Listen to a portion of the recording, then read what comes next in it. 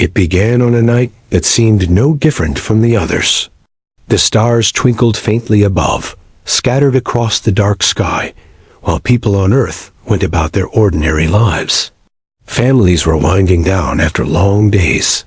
Children were being tucked into bed, and the world itself felt calm, like it often did in the quiet hours before midnight. Yet, beyond what the eye could see, something unusual had started.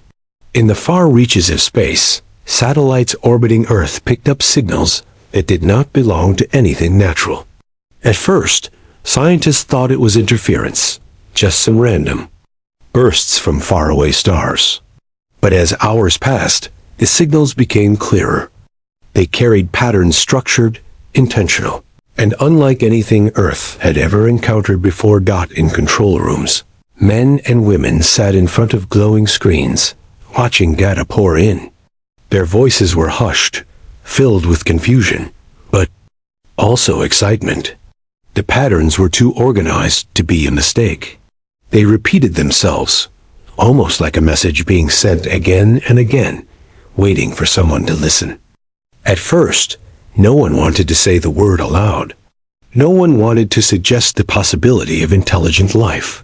But in their hearts, every scientist knew this was not a trick of nature. Something or someone was out there. When news of the signals reached beyond the laboratories, it spread quietly at first.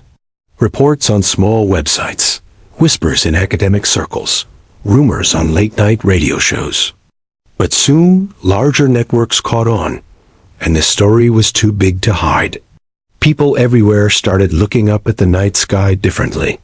Ordinary families stepped out into their backyards, gazing upward, wondering if those same skies now held watchers looking back at them.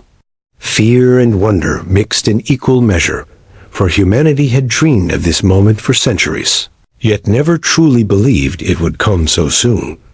Night after night, the signals grew stronger. They began to change in rhythm, as if whoever was sending them wanted to make sure Earth understood. With each passing day, more and more people tuned in, waiting for new updates, searching for meaning. Children whispered to their parents, asking if there really were others out there.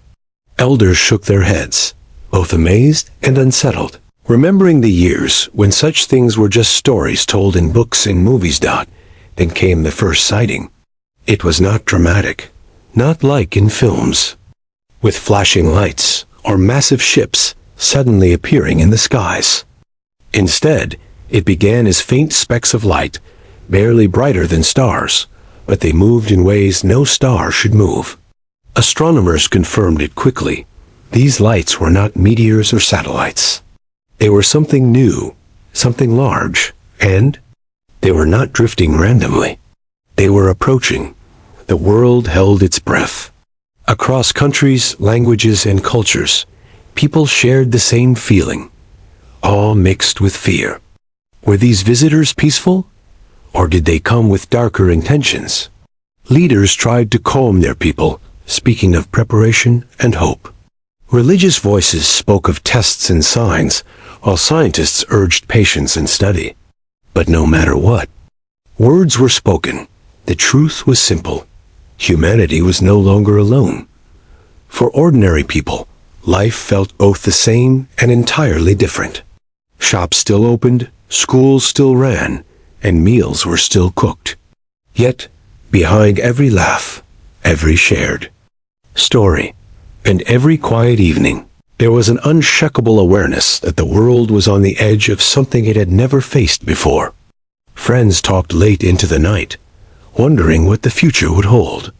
Some feared war, others dreamed of friendship and shared knowledge, and many simply hoped to live another day in peace.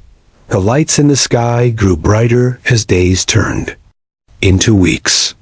What had once seemed like distant specks now glimmered clearly, visible even to those with no telescope. They lined up in patterns, almost like fleets arranging themselves. Though they made no direct contact, their presence was undeniable. Humanity could no longer look away. The sky had become a stage for a story greater than any ever written. And every person on Earth was a character in it. In small towns and vast cities alike, gatherings formed. People stood side by side, strangers holding hands as they watched the skies together. Some prayed aloud, their voices trembling. Others sang songs of comfort, trying to remind themselves and those around them that humanity was strong, that fear could not erase hope. In those moments, the world felt strangely united. Borders, differences, and disagreements seemed small compared to the silent watchers above. Yet, along with unity came unease. Rumors spread quickly. Some claimed the visitors had already sent messages to governments, though no proof was shown. Others whispered about secret preparations, hidden technologies, and plans to defend the Earth. Fear lived quietly inside every heart, even those who tried to smile. Parents reassured children, telling them that everything would be fine, even though they themselves lay awake at night, staring at the ceiling, wondering what kind of dawn would come next. One evening, as the sun set and painted the horizon in hues of orange and gold, the lights above appeared clearer than ever before. They shimmered in a way that almost seemed intentional, like a silent wave of acknowledgement. Across the world, people stopped what they were doing and looked upward.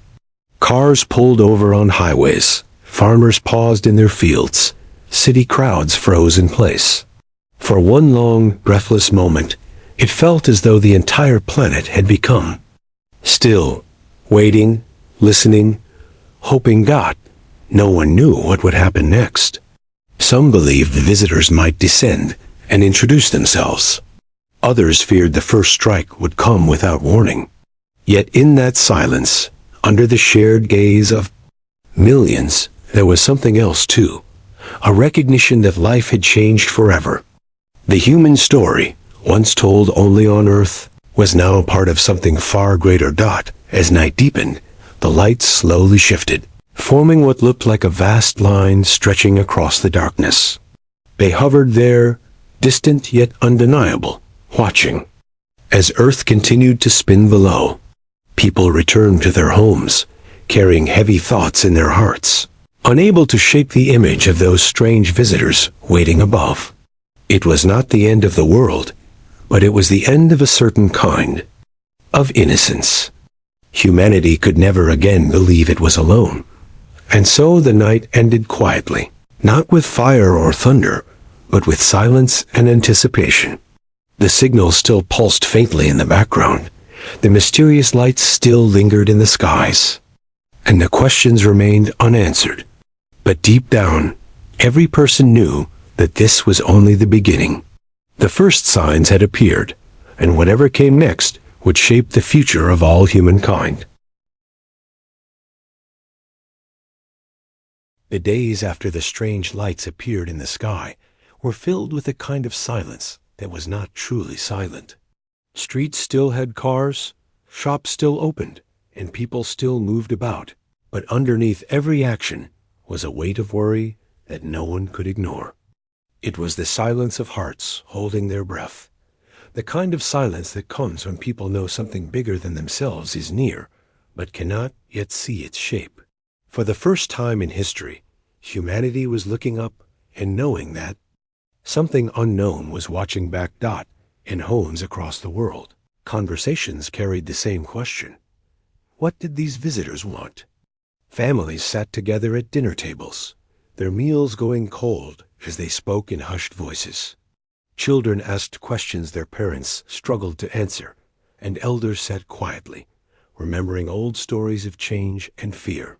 Some people tried to continue life as normal, smiling at neighbors and going about their tasks, but even their smiles were edged with unease. It was impossible to ignore the strange lights hanging in the sky each night, glowing brighter with every passing evening. Governments tried to reassure their people with calm statements. They said there was no need for panic, that experts were studying everything carefully, that humanity was safe. But behind closed doors, the leaders themselves were uncertain. Some argued for defense, others spoke of peace, but none could deny the truth. Earth was not in control of what came next. The visitors had the advantage, and that fact settled heavily on every heart. Rumors spread quickly. In crowded markets, people whispered of secret messages already exchanged with the visitors. In quiet villages, stories grew of strange shadows seen moving in the skies. In cities, people claimed to hear strange hums in the night, as though machines were passing unseen above them. Most of these stories were born from fear, but fear has a way of making even the smallest things seem large. Nighttime became the hardest. When the sun was up, daily life created distractions: work, chores, school, conversations. But as soon as darkness fell, the skies once again became a stage for mystery. People stood on rooftops, in gardens, on balconies, staring upward. The lights were no longer faint. They were clear, aligned in strange patterns, as if watching and waiting. Each night they seemed a little closer, though no one could say for sure.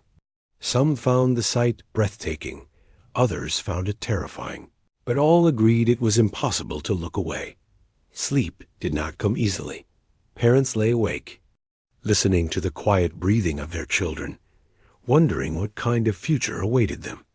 Farmers looked over their fields, uncertain if the harvest they had worked for would ever be eaten.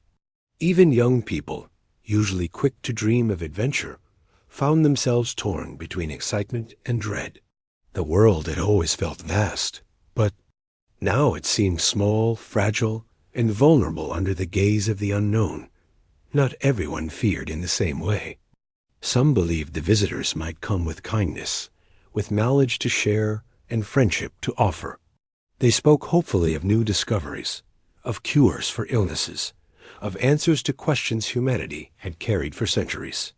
These voices reminded others that fear should not erase hope, that life was not only about survival, but also about connection. And yet, even those who hoped could not ignore the shadow of uncertainty. For every dream of peace, there was the thought of conflict, and for every vision of progress, there was the fear of destruction. Strange changes began to happen in daily life. Supplies in shops began to sell out faster than usual. People bought extra food, extra water, extra things to feel prepared. Schools taught children, but also reassured them, telling them to be brave, to look after one another. Religious places filled with people seeking comfort, their voices rising together in prayers of protection and peace. For many, these gatherings were less about faith alone and more about the need to be close to others, to not face the unknown alone. Not as days turned into weeks, the fear did not fade. It deepened.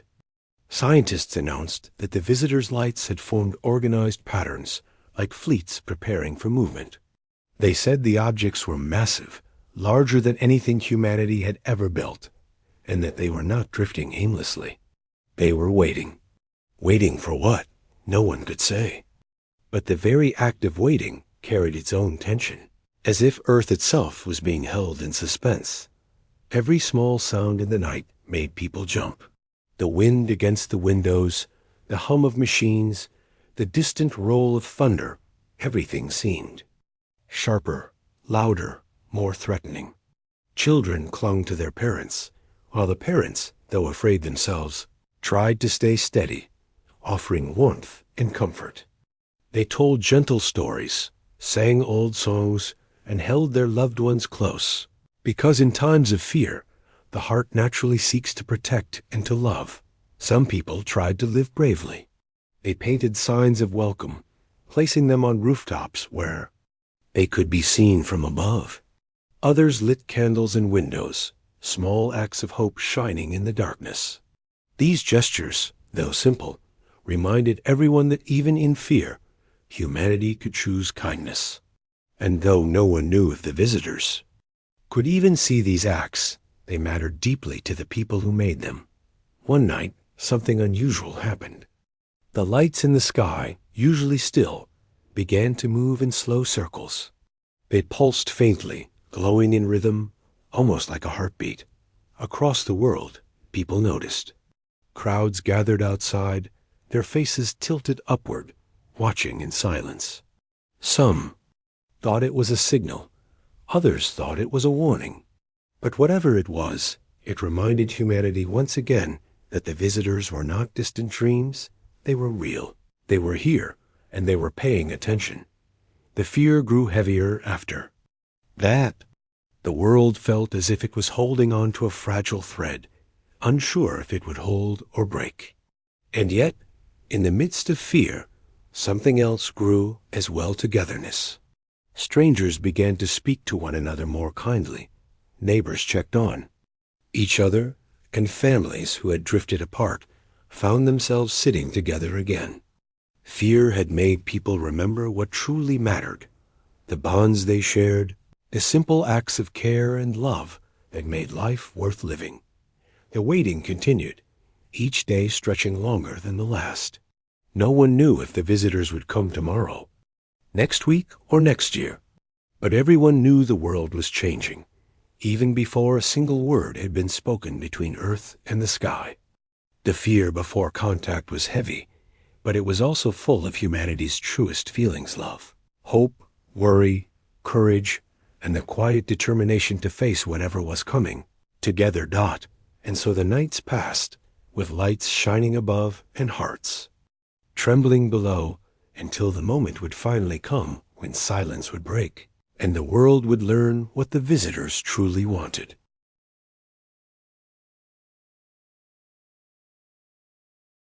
The world had waited for so many days, holding its breath, living between hope and fear, but no one expected the silence to end the way it did. It was an ordinary evening when the first strike came. The skies were calm, the air still, and people had begun to think perhaps the waiting would go on forever. Families sat together, some sharing quiet meals, others gazing out at the glowing shapes above. Farmers checked their animals before the night, children prepared for sleep, and workers returned from long days, hoping for a few hours of rest. Life, though filled with worry, still continued in small rhythms. But then, without warning, the quiet world changed. At first, it was a sound, a low hum that did not belong to any machine on Earth. It started faintly, almost like the soft vibration of wind across wires, but quickly grew into something deeper, something that seemed to travel through the ground itself. Glass trembled in windows, water rippled in bowls, and people felt it in their chests, a slow and steady beat, like the heart of something enormous. Everyone looked up, searching the skies, and there they saw it, a fleet that had once hung quietly, now moving with purpose. The lights that had glowed softly for weeks were shifting, stretching into sharper lines, as though forming into a wall of brightness. Across towns and cities, fear rose like a tide. Mothers held children closer, elders whispered prayers, and strangers reached for one another's hands. Governments sent messages across the airwaves, calling for calm, promising protection. But even the strongest words could not cover the truth. Something was happening, something larger than anyone had prepared for. Then came the light, a beam so bright it cut across the night sky, wider than rivers, faster than storms. It was not aimed at people. Not yet. It struck into the open land, far from homes, carving into empty earth with a roar that shook the ground for miles. The world lit up in that instant, as though the sun had returned in the middle of the night. The first strike was not against cities, not against people, but it was enough. It was not destruction that frightened humanity most. It was the message. The visitors had shown their power, a reminder that the quiet waiting was over. For the first time, the fear of what might happen had become the reality of what was happening. Children cried, animals bolted, and people poured into the streets, not knowing where safety could be found. All across the world, the same question rang out: why now? Why strike at all? And yet, in the middle of fear, there was also clarity. A first strike had not been aimed at destroying lives. It was a warning. Some believed it meant the visitors wanted to be obeyed, to show dominance without wiping out humanity. Others thought it was a test, a way to see how Earth would respond. But for ordinary people, it did not matter what the reason was. What mattered was that the waiting was over, and now the world had to decide whether it would bow in fear or stand together. In villages, people ran to the open fields, gathering under the stars, speaking quickly of what they had seen. In cities, crowds filled the streets, gazing upward, unable to look away from the glowing shapes above. In remote towns, radios crackled with uncertain voices, passing on what had happened. Everywhere, humanity shared the same tremble in their hearts, the same realization that history was changing right before their eyes. The strike left a scar on the land. Those who lived near it spoke of the heat that lingered. The earth blackened and cracked, as though lightning had struck 1,000 times in one place. Birds no longer sang there, and the air smelled faintly of metal and smoke. People who visited the site described it as both terrifying and strangely silent, as if the land itself had been stunned into stillness. But what surprised everyone most was how quickly people began to respond, not only with fear, but with strength. Communities gathered supplies, leaders called for unity, and families who had once felt divided now stood closer than ever. In schools, teachers comforted children with gentle words, telling them stories of resilience from the past. In workplaces, people spoke less of daily troubles and more of protecting one another. Fear had shaken the world, but it had also lit a fire in the human spirit. Still, the uncertainty weighed heavily. Some asked if more strikes would follow. Would the visitors aim at cities next? Would they demand surrender? No one knew, and that not knowing was perhaps the hardest part of all. At night, people stayed awake, listening for the hum to return, glancing at the sky every few minutes, hoping not to see another beam of light. But the fleet above remained quiet again, as if satisfied with a single act. That quiet, however, no longer felt like peace. It felt like a pause before something greater. In the middle of all this, something gentle began to happen among people. Neighbors who had rarely spoken before began to share meals. Strangers in crowded streets offered words of comfort. Families who had been too busy for each other found themselves sitting together, not because they had to, but because they wanted. Fear had reminded humanity of something easily forgotten in daily life. That togetherness was the strongest shield.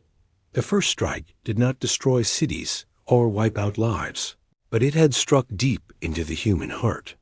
It forced everyone to look at one another and remember that they were not alone in this vast universe.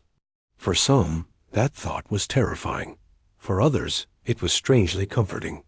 But for all, it was undeniable. Life on Earth would never be the same. As days passed after the strike, the world lived in a delicate balance. People carried on with daily tasks, baking bread, tending animals, working fields, studying books, but always with an eye turned upward. The fleet remained, glowing faintly in the night, silent yet heavy with meaning. And though no second strike came, the memory of that first beam of light stayed fresh, replaying in minds again and again. The world waited once more, but this time the waiting was different. It was no longer a silence of uncertainty, but a silence filled with the knowledge of what could happen at any moment. The strike had shown both power and intention, and humanity now understood the truth. Contact was no longer a matter of if, but when. And so, under the stars, with hearts beating fast and hands holding on to loved ones, the people of Earth prepared themselves. They did not know if the next step would bring peace or conflict, but they knew they would face it together. The first strike had shaken them, but it had also awakened them to fear, yes, but also to courage. And in that courage, humanity found a fragile but shining hope that even in the face of the unknown, they could endure. The skies remained alive with quiet light. and the earth remained steady beneath trembling feet as the world waited for what would come next.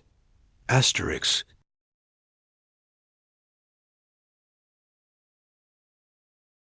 The night the instant destruction happened, the world was still holding on to hope. After the first strike, there had been silence again, and many believed maybe that was all. Perhaps the visitors had only wanted to scare, to warn, to show their strength. Some even convinced themselves that negotiations might begin, that peace was still possible. People wanted to believe it, because belief was easier than fear. Children asked their parents if everything would be okay, and parents, though unsure, smiled and said yes. Across the world, people whispered to themselves, "Maybe nothing more will happen." But then the silence broke again. It started just as before, low vibrations in the sky, a hum that grew and shook through the ground. Windows rattled, and animals sensed danger long before people did. In fields, dogs barked wildly, and birds rose suddenly into the air, filling the skies like dark clouds against the stars. People felt it in their chests, the same deep pulse, but this time it was stronger, heavier, and it carried a strange finality with it. This was not a warning anymore. Something had changed. Above the earth, the fleet moved as one. The glowing shapes shifted in formation, no longer hanging like silent lanterns, but flowing together like waves of light. From a distance, they almost looked beautiful, like ribbons across the night. But for those watching closely, the beauty was terrifying, because everyone knew what was about to come. The hum grew into a roar, though still no sound could be traced directly to the ships. It was more like the earth itself was groaning in anticipation. People stopped what they were doing, stood frozen, and raised their eyes to the skies. Then it came. The instant destruction. A single beam of light, brighter than anything human eyes had ever seen, cut down from the fleet. Unlike the first strike, which had hit empty land, this one aimed for a military installation far from towns, but still known to many. In less than a breath, the entire site vanished. There was no fire that spread slowly, no collapse that gave time for escape. It was simply there 1 second, and gone the next. Buildings, machines, even the ground beneath seemed to fold into nothingness. The people who witnessed it from miles away spoke later of how quiet it seemed, almost too quiet for something so final. The light appeared, and then only emptiness remained. The world gasped together. News spread instantly, carried on every screen, every radio, every voice that could shout it. "It's gone," people said in disbelief. Everything is gone. Families gathered in their homes, strangers clustered in streets, leaders rushed to speak, but none of their words could soften the truth. The fleet had shown not only power but choice. They had targeted, they had acted, and they had done it, with precision so fast and clean that it left no doubt. If they wanted to erase anything else, they could. Fear gripped the world in a way it never had before. It was no longer just the fear of what could happen. It was the reality of what had happened. People wondered if their own towns or homes would be next. Children clung tightly to their families, asking questions no one could answer. Would the visitors destroy more? Would they stop now that they had made their point? Nobody knew. The only certainty was that the skies were no longer safe, and the silence between strikes was no longer comforting. It was terrifying. Yet, in the middle of panic, something remarkable stirred again within humanity. People began to see each other differently. Neighbors who had barely spoken before now shared food and shelter. Strangers became friends in the space of minutes, united by the same fear, but also the same determination. Across the world, people lit candles, prayed, sang, and spoke words of encouragement to one another. Some said that if destruction could come instantly, then life itself had to be cherished instantly too. No one knew how many days or hours remained, but they knew every moment mattered. The destruction site itself became a symbol. From a distance, it looked as though a giant hand had pressed down into the earth and erased everything in its path. People who traveled close spoke of a strange emptiness, a silence so heavy it felt like the ground itself was mourning. And yet, even as people trembled at the sight, others saw it as a reason to rise. If such power existed, then humanity would need to find its strength, too, not through weapons, which seemed useless, but through spirit, unity, and the will to endure. God around the world, leaders struggled to speak with calm voices, urging people not to give up. Messages of unity filled the airwaves, though many citizens knew those leaders were as frightened as anyone else. Still, even imperfect words gave comfort. People wanted to hear that they were not abandoned, that they were not alone. And slowly, those words began to take root. Humanity was shaken, but it was not broken down in homes. Families told stories to each other by candlelight, not of fear, but of hope, stories of ancestors who had faced storms, floods, wars, and still survived. In communities, people worked together to prepare, not knowing what they were preparing for, but knowing that facing it together mattered. Even laughter returned in small doses, children playing quietly, people sharing meals, neighbors telling jokes just to lighten the air. Fear was heavy, yes, but humanity was finding ways to breathe through it. The fleet above remained silent after the strike. The glowing lights still floated in formation, unmoving, almost watching. Some wondered if the destruction had been their final act, a statement meant to keep humanity subdued. Others feared it was only the beginning, the first step in a much longer chain. But the waiting, once unbearable, now carried a different tone. People no longer waited in complete helplessness.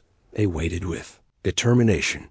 The instant destruction had shown humanity that life could change in the blink of an eye, but it had also reminded them that every blink, every heartbeat, every breath was precious. The visitors had erased a place from the earth, but they had also awakened something unshakable in the human heart. People everywhere began to hold tighter to each other, to speak kinder words, to share more freely. If the future was uncertain, then the present had to be lived fully. Days passed, and though fear remained, so did courage. Humanity carried scars of what it had seen, but those scars also carried strength. The fleet might have held the power to destroy instantly, but humanity held the power to endure endlessly. And as people lifted their eyes to the skies, they no longer looked only with terror. They looked with resolve. The story of that night would be told for generations, the night the skies lit up, the night the earth trembled, the night destruction came in an instant. But more importantly, it would be remembered as the night humanity truly saw itself, not as divided nations or strangers, but as one people facing the unknown together. And that truth, born out of fear, would carry them forward into whatever came next. When the sky finally grew quiet again, and the lights above no longer moved with threat, the world felt as if it had been given a chance to breathe.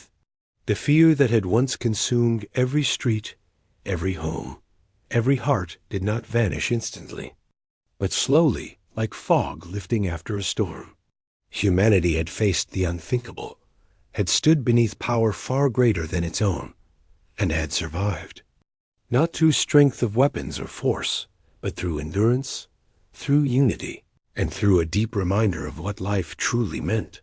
The lesson began in silence. For weeks after the fleet's sudden disappearance, people looked up at the sky differently. They did not trust the stars the way they once had. Each glimmer was studied, each streak of light questioned. But as days turned into weeks, the skies returned to what they had always been, vast, distant, and full of mystery. And in that quiet return to normal, people began to reflect on what had happened and what it had taught them. For centuries, humanity had been divided by borders, by language, by belief, by countless reasons that had seemed so important at the time. But when the fleet appeared, none of that mattered. Fear had not chosen sides, and neither had hope. For the first time in living memory, the entire planet had looked up together, united not in conflict, but in survival. That unity was the first. Great lesson people carried with them. In cities that had once bustled with noise and hurry, people slowed down. They noticed one another more, spoke to one another with softer words, and valued the simple presence of family and friends.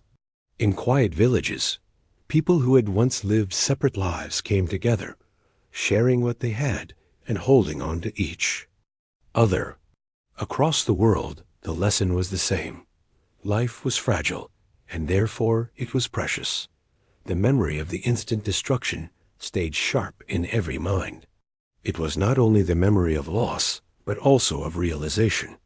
People remembered how quickly the ground could vanish beneath their feet, how fast everything they knew could disappear. And from that memory came a promise whispered in countless homes. Never again would they take life for granted. Children grew up hearing stories of the fleet, not only as a tale of fear, but as a reminder of strength. Parents told them, yes, the skies were dangerous. Yes, destruction came. But do you know what happened next? We stood together. We remembered what really matters. These stories were not told to frighten, but to guide, to give the next generation a sense of perspective. About the world they were building. In schools, students learned not only the history of the event, but also the values it awakened. They studied how communities helped one another, how strangers became family, how people shared food, water, and shelter with those who had none. The story was not taught as one of destruction, but of humanity's response to destruction. Lesson that kindness and courage could shine even in the darkest of nights. Even leaders, who once spoke mostly of power and wealth, began to shift their voices. They spoke more about cooperation, about peace, about the need to protect the planet and each other. Of course, not every promise was perfect, not every voice sincere, but the overall change was real. The memory of what had happened kept humanity humble, reminding them of how small they were in the vast universe, and how much they needed each other. Technology advanced too, but differently than before. Instead of focusing only on weapons or dominance, more minds turned to protection, communication, and sustainability. People realized that if they could be visited once, it could happen again. And if it did, humanity wanted to be ready not just with defenses, but with wisdom. They wanted to be able to greet the unknown with understanding instead of only fear. But perhaps the greatest lesson was not written in speeches or taught in classrooms. It lived quietly in daily life. It was in the way families sat longer at dinner tables, telling stories instead of rushing away. It was in the way neighbors checked on each other more often, even years later. It was in the way people looked at the sky not only with worry, but with wonder, aware of both its danger and its beauty. The night of destruction had shown that life could end in an instant, but it had also taught that love could appear just as instantly. Love in the form of helping hands, in the form of shared meals, in the form of simple words like, "You are not alone." Those were the memories that stayed strongest. And so, humanity remembered. They remembered the silence before the storm, the fear that almost broke them, the strike that shook the earth, and the destruction that changed everything. But most of all, they remembered their own hearts, how strong they could be when united, how bright they could shine even under shadows, how deeply they could care when everything else was uncertain. Years passed, but the memory never faded. The skies remained vast, and the universe remained unknown, but the lesson remained stronger than fear. That humanity, though fragile, carried something more powerful than any fleet. They carried resilience, compassion, and hope. The story was passed down again and again, always ending the same way. Yes, the fleet came. Yes, they struck. Yes, the world shook. But in the end, we did not fall apart. We remembered what it means to be human. And that is why we are still here. That was the lesson humanity carried, not only of survival, but of living. A reminder that every sunrise was a gift, every connection a treasure, and every moment an opportunity to choose kindness over fear. And that lesson, born in the darkest night, remained a light for generations to come.